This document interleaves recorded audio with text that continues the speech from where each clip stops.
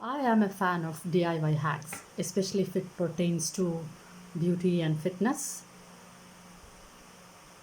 I am amazed at the sheer volume of information that is available today when you look at all sorts of communication channels, your social media, your Twitter, Instagram, Facebook, your articles, bloggers, newspapers, magazines, you name it. Experts and wannabes are popping up everywhere, sharing their half baked or probably fully baked information. And we are the watchers and the readers, like me, are devouring all these tips and techniques with gusto because we are all in search of that elusive physical beauty and external appearance.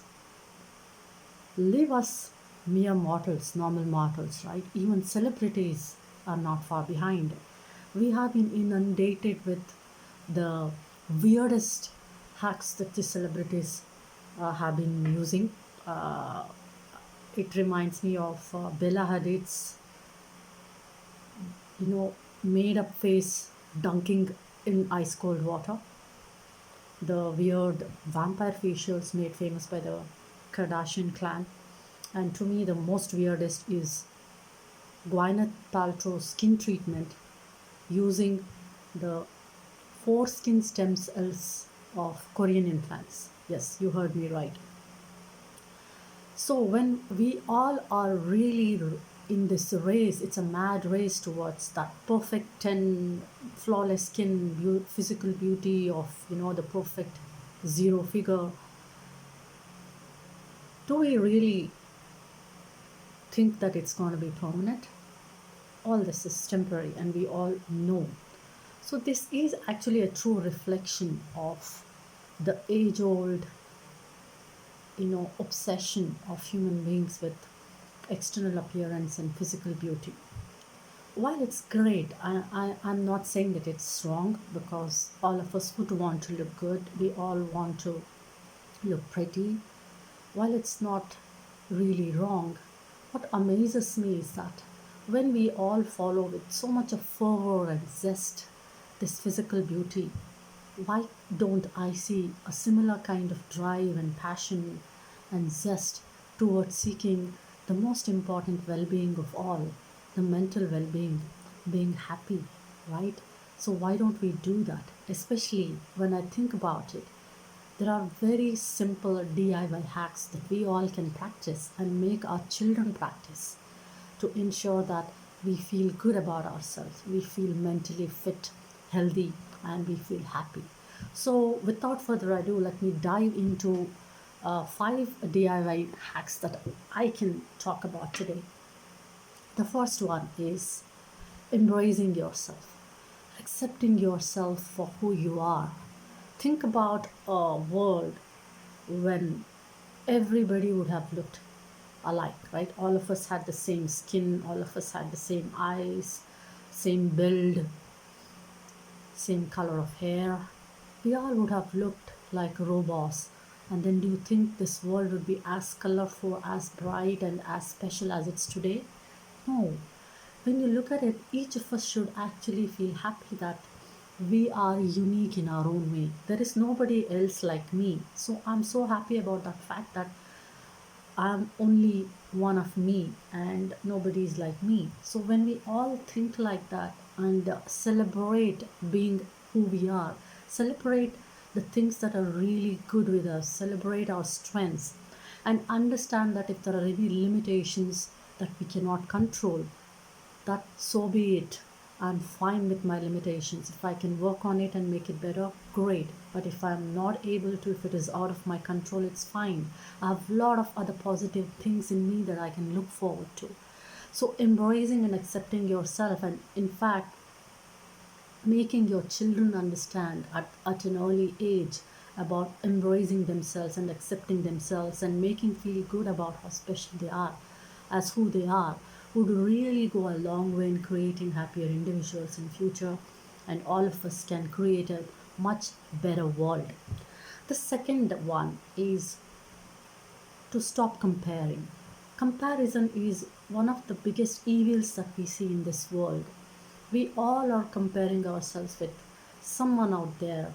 I'm not looking as good as somebody on Instagram. My skin is not as flawless as somebody out there, probably who is Photoshop. Or even kids are comparing themselves. I don't have that expensive toy that my schoolmate or my classmate has. Or, so when you're looking at this, we are all falling prey to this comparison evil, which is really not necessary. So let's stop comparing. When we stop comparing and actually think that what we have is good enough for us, and let's try for something that we want to make better, that is in our control, I guess that will go a long way again for being happy. And also creating that happiness and that mindset in your children is so important. The third one is start sharing. I think sharing is one of the biggest feelings of happiness that you can get. Feeling of contentment and feeling of joy when you're giving it to somebody and you see that smile on that person's face. I don't think you can get that happiness anywhere else by doing anything else.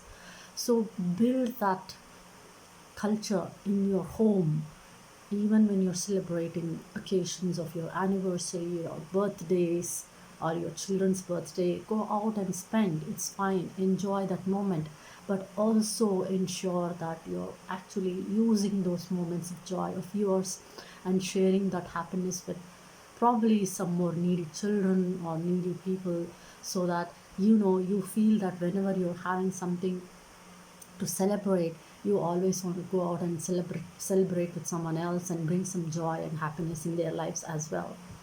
The fourth one, look at always the bright side of things.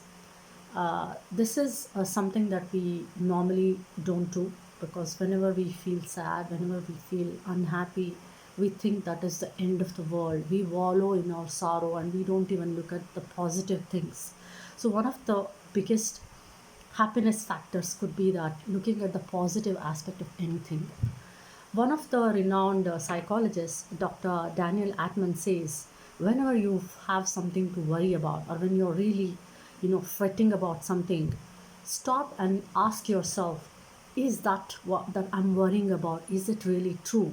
Is that really true?